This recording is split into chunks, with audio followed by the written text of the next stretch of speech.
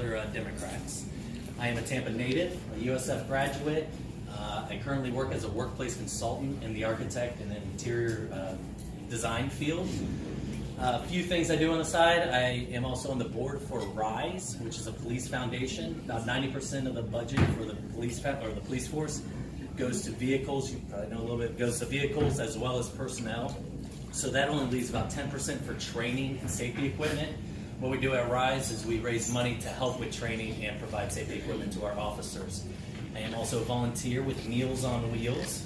It is an organization that's very close to my heart. I've enjoyed it for the last 6 months as a driver. I have my route that I go to once a month, which I wish I could do more. It's been quite fulfilling.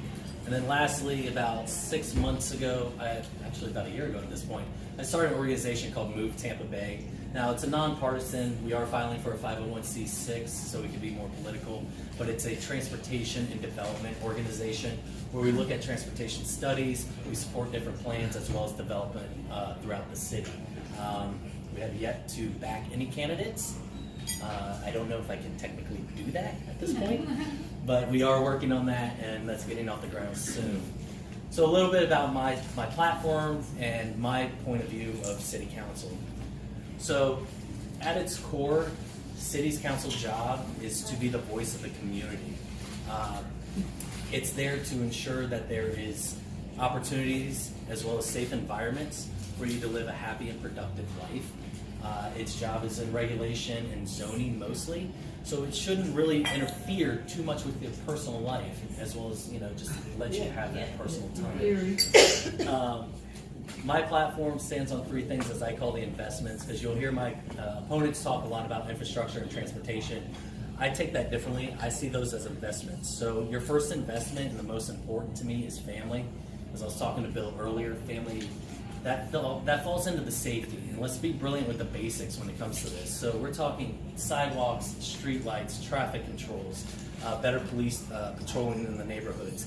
The simple things, the basic stuff that we can really work on to make sure our families are safe.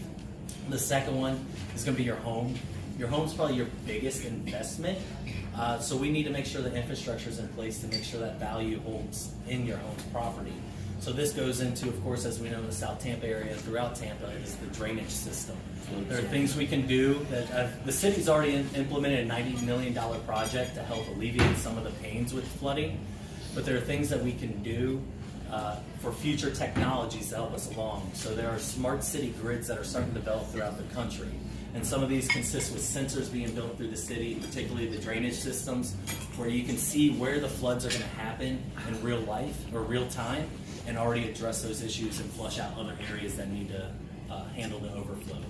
And then the last one is the last investment I call is your business. So your business is something you either, a job or company you own yourself or you go to every day. Now with this investment comes transportation issues. Of course, transportation is really big here. It's awful in the city of Tampa.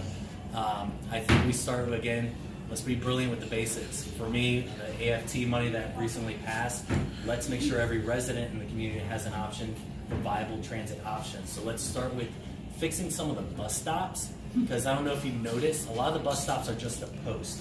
So when there's just a post and you rely on that bus and you have to stand in the Florida heat, heaven forbid it's the rain, then the heat again, and the sun's sitting in your eyes, that's no way to live, and that's not fair to all our residents. The second one, let's start doing repaving the roads. So, exactly. And I don't know if anyone in here lives south of Gandy. The south of Gandy is Pearl Street, Oklahoma.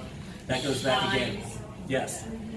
Beta Bay. I was on that. Beta Bay. I was on that today. That's going back to the basics. So right now the city's on a 75-year repaving schedule. So let that sink in. 75 years for every repaving. We should be able to decrease that by at least down to 20 to 25 years, which would help immensely, as well as the infrastructure with the flooding. On top of that, sorry, I just got to run because I was going somewhere. I'm really big, again, Bill and I had a great conversation. So something I'm really big on is there's some things government just can't do properly. And I think transportation is one of those things. So I'm big on public-private partnerships. So right now, we're starting to see the technology revolution in transportation begin. We're really right at the forefront of that. So companies like Uber, Lyft, Coast Bikes, if you're familiar with that, Bird and Lime scooters, these are all new technologies that we're being able to use to get around our inner core in some of our most recent or closest neighborhoods. So I believe in partnerships like that, where we can save money by partnering with these private companies that can really fill in the gaps for us where the government really tends to fail. And then lastly, something that's very important is we all know the city of Tampa is growing rapidly. We are one of the fastest growing cities in the country with about 150 people to the county a day. Where we're geographically located, we don't have the opportunity to keep expanding outward. So we do have to look at start going up. Now with that comes affordability issues, as well as a lot of us have lived in our same generational houses. What we can look at is incremental development. So incremental development doesn't mean we have this rash transition of neighborhoods, single family homes.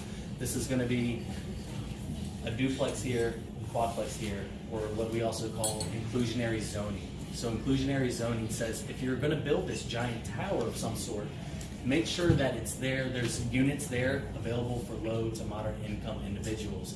This also helps with the affordability of your house, as well as permitting and density bonuses that you can do. On top of that, with those developments in the downtown area particularly, but as we spread out, we'll have to address our parking minimums. So with parking minimums, in the city, there's a code that developers have to make X amount of parking spaces for whatever X amount of units there are. If you decrease those parking minimums, that percentage doesn't get passed on to the tenants, because it's about $25,000 to $30,000 in parking space for a developer to build. So if you start decreasing those for smaller units, and again, these are units that are going to be the 600 square feet, maybe 580 square feet. And the idea is, if you're living in that, maybe you can use some of these private transportation companies to get around versus having all these single occupant cars, as well as increasing the price of development. So, would you like me to take questions now? No, wait till after. After? All right. Thank So you. with that, that's pretty much the platform. That's me in a nutshell. I'm a Tampa native. I believe that we really need to start looking at some of the existing issues through a different lens, bring a fresh face, and take this city to the next level. All right.